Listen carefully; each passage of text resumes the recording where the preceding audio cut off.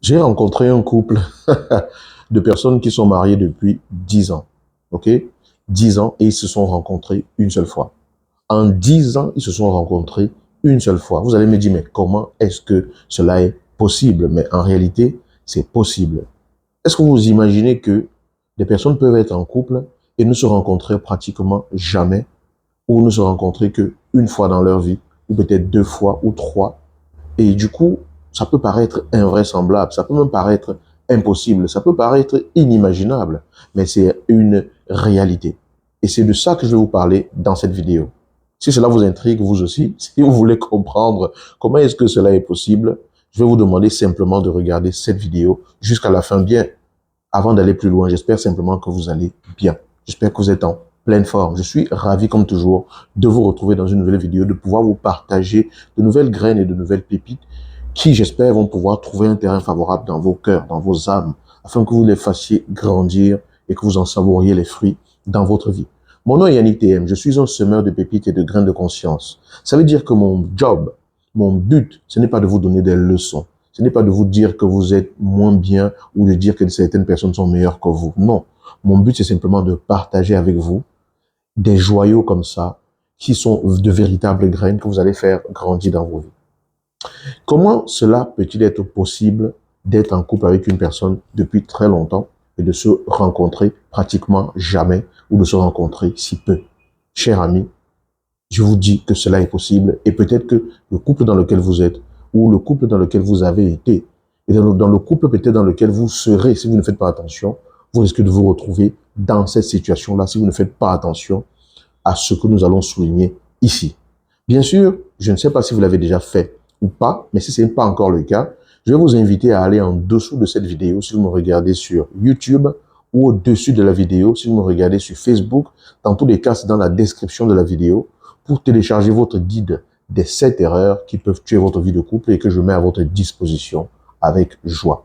Vous cliquez, vous mettez votre adresse mail et le guide est envoyé par mail directement et vous y accédez instantanément. Qu'est-ce que la rencontre dans une relation? Vous allez convenir avec moi que ce n'est pas parce qu'on vit dans la même maison que cela veut dire qu'on se rencontre véritablement.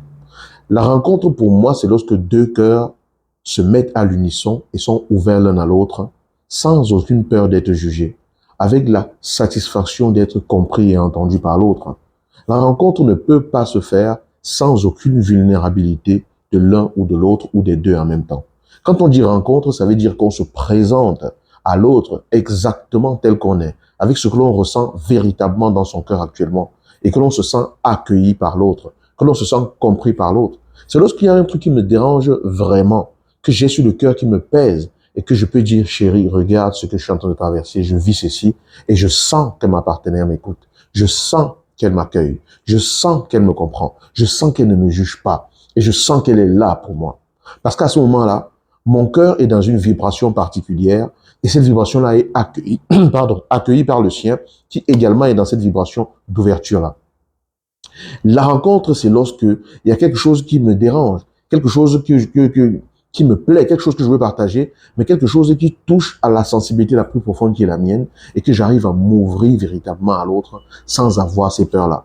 Aujourd'hui, beaucoup de couples ne se rencontrent pas parce qu'ils sont pris dans le train-train quotidien, à courir dans tous les sens, à gérer le quotidien, monter, descendre, gérer la logistique globale du fonctionnement de la maison. Mais ils ne prennent pas le temps de se regarder dans les yeux, de se parler, de se rencontrer, de dire oui, ok, qu'est-ce que tu travailles en ce moment, de dire oui, ok, parle-moi de ce que tu ressens en ce moment et tout, et simplement d'être à l'écoute. Lorsque vous arrivez à vous rencontrer avec votre partenaire de cœur à cœur, dans l'intimité de ce qui se trouve au fond de votre cœur, là, votre couple est plus puissant. Là, votre couple, il est plus fort. Votre couple, il sort plus renforcé. Vous n'avez jamais remarqué que vous êtes beaucoup plus proche d'une personne à qui vous vous ouvrez et qui vous accueille véritablement et qui vous comprend? Vous n'avez jamais remarqué qu'une personne qui s'ouvre à vous et dans la confidence duquel vous êtes, de laquelle vous êtes, avec qui vous arrivez à partager certains moments vraiment clés par rapport à ce que cette personne a ressenti, par rapport à ce que cette personne traverse, par rapport à ce que cette personne a sur le cœur, que cette personne peut venir déposer ça en votre présence, vous n'avez jamais ressenti que vous êtes plus proche de cette personne? Ce n'est pas pour rien qu'on ne raconte pas les événements que l'on traverse, des événements difficiles, douloureux, ou nos pensées les plus sombres à n'importe qui. Vous ne pouvez pas croiser quelqu'un dans l'ascenseur et lui dire tout simplement ce qui vous traverse ou ce que vous vivez en ce moment parce que vous ne connaissez pas cette personne. OK? Mais vous le faites avec la personne à qui vous vous sentez le plus en confiance. Donc, il y a des couples qui se rencontrent au début de leur relation. OK? Parce que là, tout est beau. On sent qu'en l'autre, on peut faire confiance. OK? On parle de ses expériences passées. On parle de ses rêves. On parle de ses peurs. On est pris dans un élan amoureux parfois qui fait que l'autre est un idéal pour nous. Il apparaît comme un idéal. Elle apparaît comme un idéal. Et du coup, on lui raconte des choses. Même des choses qu'on n'a jamais dites à personne. Si on avait trompé son ancien partenaire, parfois on le dit. On confesse certaines choses que l'on a vécues. Parfois, on dit les choses qu'on a traversées. On vient montrer la personne vulnérable et la personne imparfaite qu'on a été jusqu'à présent. Et on trouve grâce aux yeux de cette personne-là qui, dans ce même élan amoureux, voit en nous la perle qu'elle recherchait. Bien sûr, ça ne se passe pas toujours comme ça. Mais je pense que vous percevez ce que je veux dire par là. Un couple solide sur la durée ne l'est véritablement que s'il y a de vrais moments de rencontre entre les partenaires. Parce que s'il n'y a pas de véritable rencontre entre les partenaires, le couple ne peut pas être solide sur la durée. Le couple ne peut pas être vraiment un roc.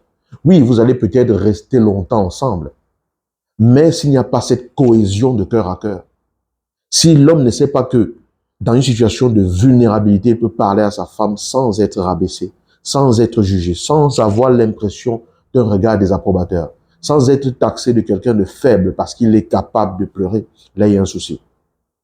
Il y a des femmes, si leur mari se met à pleurer, elles vont trouver que c'est des faibles.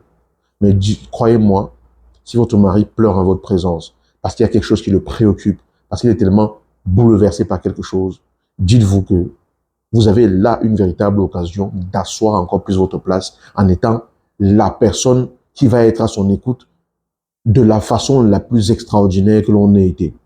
Parce qu'un homme en général, pour beaucoup d'entre eux, ne se penche pas forcément sur les émotions qu'ils ont. Ils ne plongent pas forcément au fond des émotions qu'ils ont. Ils ne savent pas forcément mettre les mots sur ce qu'ils ressentent.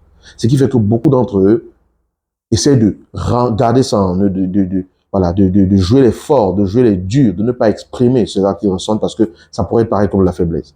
Donc, lorsqu'un homme se connecte à sa part sensible, à sa part féminine, à sa part délicate en lui, pour pouvoir exprimer ce côté-là, vous avez là une occasion en or de montrer que vous êtes une femme à la hauteur, que vous êtes une femme digne. Et cela va dans les deux sens. Mais je mets l'accent par rapport au côté masculin parce que dans la société en général, on admet que l'homme il est fort, l'homme il ne doit pas montrer ses sentiments, des choses comme ça et tout. Bon, pourtant les sentiments on en a tous. Les émotions on en a tous. La façon dont on les gère est différente. La façon dont on les exprime est différente parce que probablement que l'éducation n'a pas considérablement aidé à ce que l'on puisse les exprimer de façon saine. Donc comprenez une chose. La véritable rencontre, c'est lorsque un cœur est capable de s'ouvrir, de montrer ce qui se trouve à l'intérieur de lui, de se sentir compris, de se sentir écouté, de se sentir accepté, sans se sentir jugé et de se sentir simplement accueilli. Lorsque vous arrivez à faire ça, à créer ça entre vous, d'avoir des moments d'intimité aussi forts, des moments de partage aussi forts, des moments d'expression et d'écoute aussi forts, tout le reste dans votre couple va être fluide. Parce qu'il n'y a pas un sujet dont vous n'êtes pas capable de vous asseoir pour parler dans l'optique de construire. Parce que vous allez être dans l'attitude de comprendre l'autre. Vous allez être dans l'attitude d'accepter et d'accueillir ce que l'autre vit, sans le prendre personnellement pour soi, sans forcément dire oui, tu es comme ça, tu es méchant, oui, donc tu m'avais... Non. Être dans l'écoute de l'autre, c'est quelque chose qui est une clé absolument fondamentale pour faire fonctionner une relation.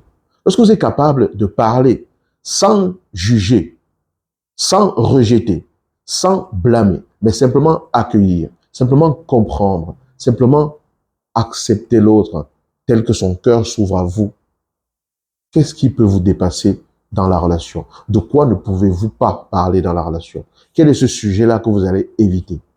OK? Et dans une relation, moins il y a de sujets qu'on évite parce qu'on sent qu'on peut parler de façon fluide, plus la relation, elle est dans la cohésion, elle est dans la solidification, elle est dans la solidité. Parce qu'il n'y a pas de non-dit.